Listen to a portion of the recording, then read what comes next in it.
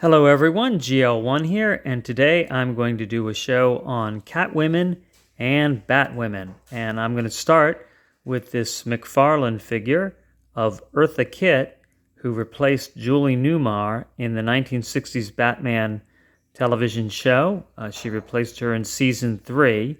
And this figure has some notable features about it.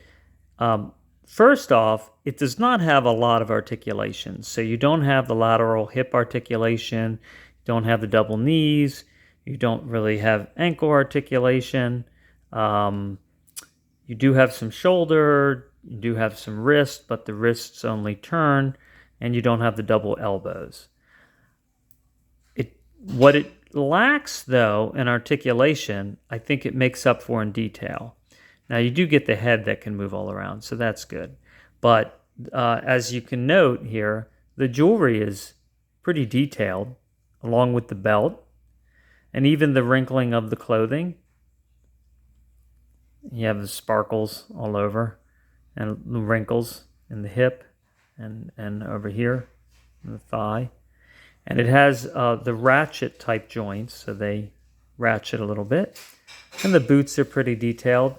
The only downside to the boots is it doesn't have a hole that you can put in a stand so it will stand better. It will stand, but it's not that easy.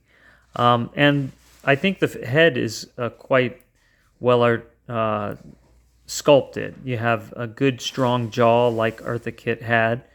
She had a wide jaw at the sides, and she's actually looking to the left. And if you'll note the hair, actually there's quite a bit of detail in the hair. Then you have your little cat ears. So, overall, I think it's a pretty cool figure. And then moving forward in time, I guess we could do it that way. I have a model of the Catwoman as a mini-mate of the 1980s Catwoman Michelle Pfeiffer played. And if you take a look at this little mini figure, it's not a Lego, but you can still peg it onto Legos. It has the waists that turn, and I think you can even take the head apart. Well, maybe not. Okay, not so easily if it does. But, okay, so she has the Cat of Nine Tails whip, all right? And, you can see you can turn the head different directions, and you have wrist articulation. So if only Legos did have this kind of articulation, have the knees and the hips. This is a lot like a Mega Bloks figure as far as, being able to articulate all around. Then over here, this is 2004. So almost, oh, yeah, there you go. It comes off. Yeah. All right. And you can see, actually, take a look at that, how you can actually see through the goggles. So there's her eyes. It's not that the eyes are in the goggles. It's actually clear plastic. So that's pretty cool. And then I have a Lego version of Catwoman, and came with a little motorcycle and a kickstand. That's pretty neat, right? A little kickstand that goes up and down. But here's Lego Catwoman, and it's cute. She's got a little smirk on her face like she's up to no good. And the whip has a circle on it that you can stick on a peg. So you could have her up, like swinging, and stick her on like another level and she could be swinging. But, it's the usual Lego articulation. But it's cute. Just doesn't have as much articulation as Mega Bloks or Mini-Mates. All right. And then we have Catwoman Arkham City. And this figure came out recently. I think it's a really excellent figure. This is McFarlane Toys. You have all the great points of articulation, the expressiveness, well sculpted eyes, and just facial features. Excellent hip and torso articulation. You have the two articulating torso joints, right?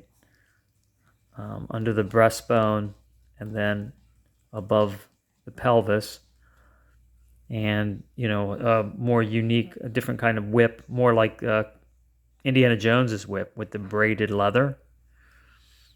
And I think what's interesting to note here is this is not just a Selina Kyle sculpt from the Batman movie that just came out recently, and I'll show you the difference. So here is the Catwoman from the more recent Batman movie, and they actually sculpted the bodies individually, so you can see that the body proportions are different. The chest is a different size to the waist ratio, and this Arkham Catwoman has more muscular legs,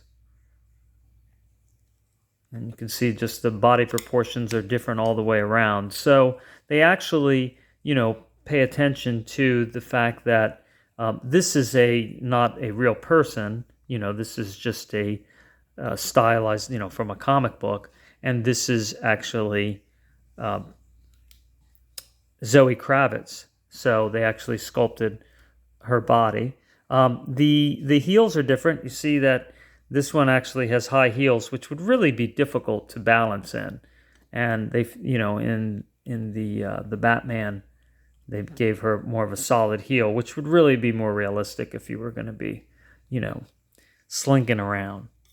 And then they came out with the Selina Kyle. Instead of just being able to come out with two heads that you could pop off the head that has the mask on, which really is probably the way they should have done it, but I guess they were trying to sell more. So you'd get the Selina Kyle with the whip that's unfurled and the head that's, hidden. All right, but other than that, it's the same body. And then if all of these come with cards. So you have your Arkham card, and then it tells you a little bit of detail about it on the back, how she has a complicated adversarial relationship with Batman that's sometimes flirtatious and occasionally romantic. And then you have the Batman cards. You have one where no mask and the other with mask, but the description on the back is exactly the same. And then you have little 3.5-inch Selina Kyle, so you can get that to play with your other 3.5-inch figures. It has, pretty good articulation, actually. And that's what I like about the toys that come from DC. Even the small ones have good, shoulder, elbow, hip, knee, moves all around. They didn't just give you a figure with very little articulation, even though it doesn't cost a whole lot. Well, actually, they were like, I think, $10 when they first came out, but you could get it for $2 everywhere. And that's what I paid for this. This is the 12-inch Selina Kyle. And this is what I like about their large figures. Now, it is just kind of a hollow plastic, but they have really good articulation. I mean, and good sculpting of the head. And these are only about $10. So you have your shoulders, you have your elbow, you have the wrist that moves all around. I mean, like I said, it went on clearance for $2 because they made so many of them. But you get the lateral hip articulation and knees. And I wanted to show you again, I showed this in another show, comparing that to a Marvel product. All right, you have Thanos, and this was $14 when it was new. And you get a little bit, you get your wrist articulation, not on this side. You have no lateral, this one does have lateral shoulder motion, but you have no elbows. The head moves around, not so much for this figure, but it does on the others. He's got this neck protector here. So, and you do have lateral hips, but you have no knees, and that's pretty much standard. You don't get knees with your Marvel figures. So for the money, the DC figures are giving you a lot more. Now, I want to show you this one from 1996. Mrs. GL1 got me this in a 2-pack, and somewhere I have the box. This came with Batman and Catwoman. And this is like a Barbie signature figure. And it has the click joints in the arm, click joints in the leg, and you do have the wrists that can move all around. The head doesn't move up and down, but back then they didn't do really head up and down, just back and forth. And you do have torso joint, and you have your lateral hip motion. So, this is almost 30 years ago, so pretty good. And then you have, like Barbie type hair coming out the back. And, I thought that this was just a nice figure to have on the shelf, and I've had it all these years, and I really wasn't doing a whole lot with it except just keeping it on the shelf. And then this year, McFarlane came out with this figure, which I was not going to purchase, but I thought, it was only $20, and I'd seen that online this thing had gone up to like $55. And I thought, well, I'm going to buy that, and I am actually going to open it. So there's the artwork on the back.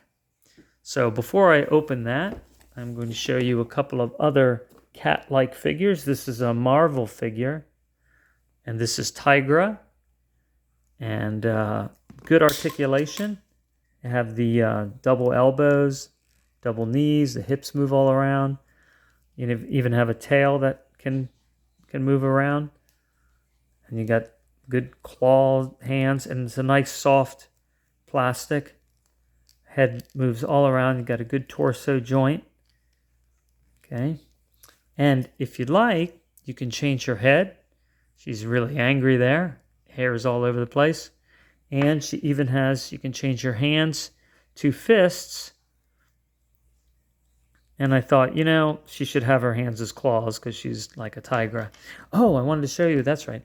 On the Julie Newmar figure, take a look at the detail of the claws. Can you see that? They really went and they actually, gave it nails. So I thought that's pretty uniquely detailed, because this one here doesn't have the detail on the claws like this one.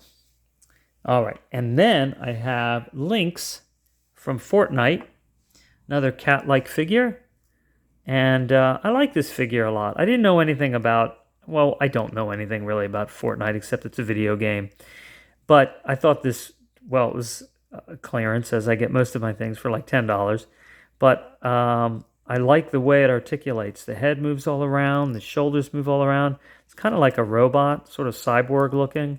I like the way the wrists can really move quite a bit. And it's a really soft plastic that is made to be holding something, which is nice for a change, that it's not a really hard plastic that's very difficult to bend.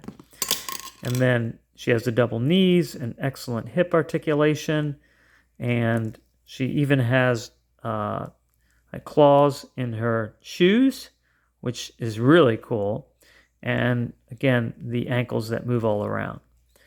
So, and a tail that's flexible. So just really cool looking figure. A little bit of a, ponytail, cat tail in this case, right? All right, I'm going to pause this and open up that action figure. All right, so here I am back with Catwoman Batman Nightfall. And I have to say, I'm really glad I opened this figure. It would have been just a waste to have left it in there. It has great articulation, of course. McFarlane toys do. You have the double elbows. You have the bicep joint, and it's hidden in the sleeve, which is great. You have the two torso joints right there, and the hair is soft and flexible, so when you turn her head, the hair can move with it and bend over the shoulders. She's got the double shoulder joint in there, so you can get a little bit more swing to the shoulders. Double knees. She's got the boots with the heels, just like, the Julie Newmar one.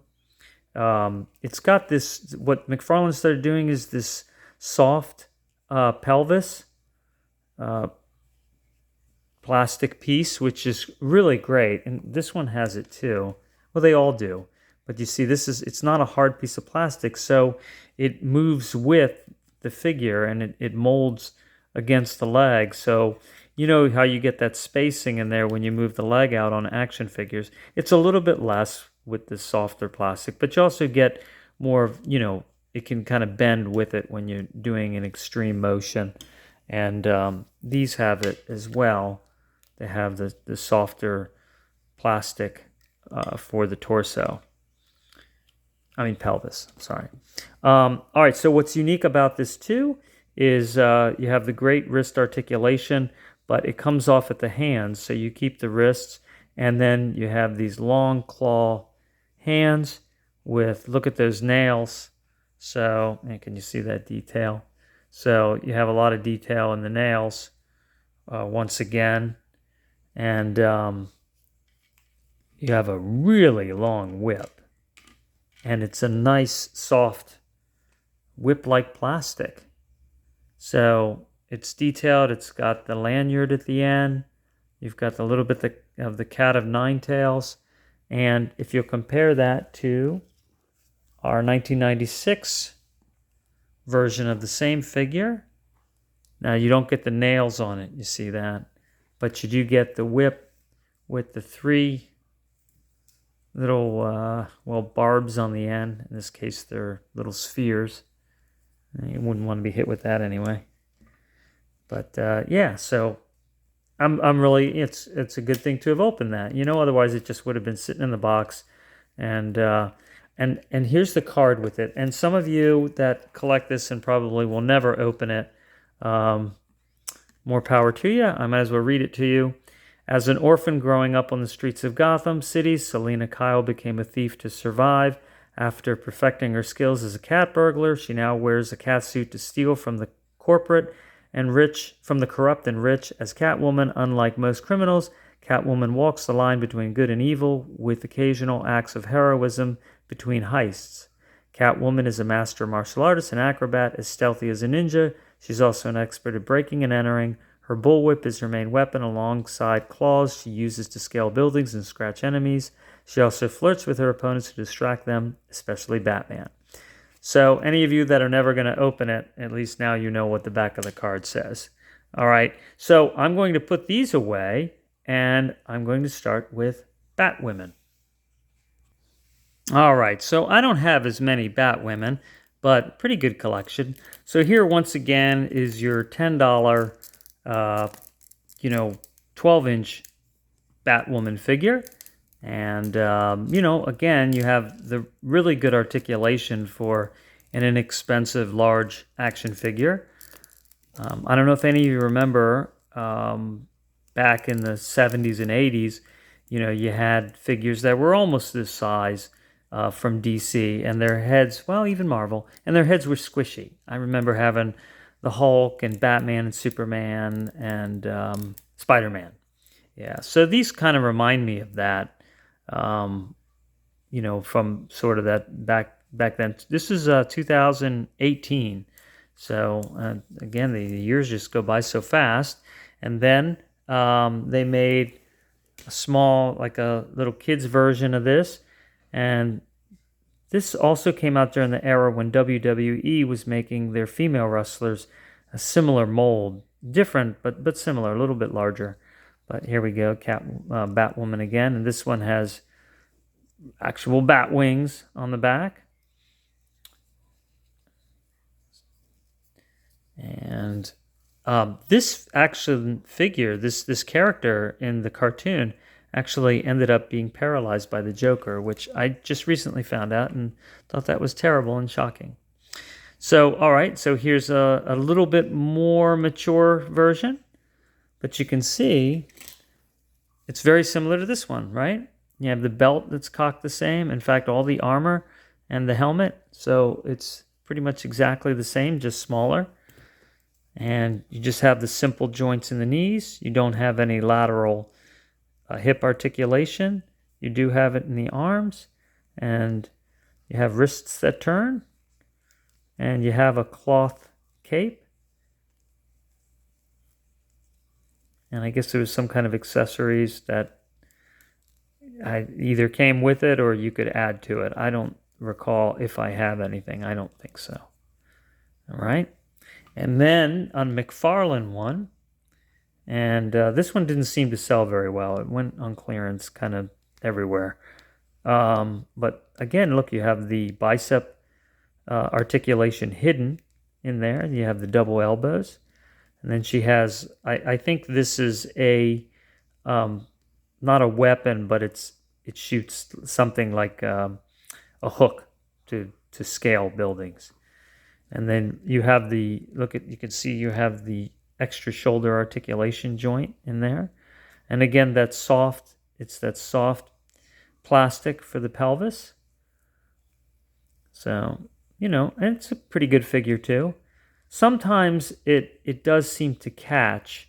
You see how this hip comes here? It seems to catch a little bit on the soft plastic and then ride up like that.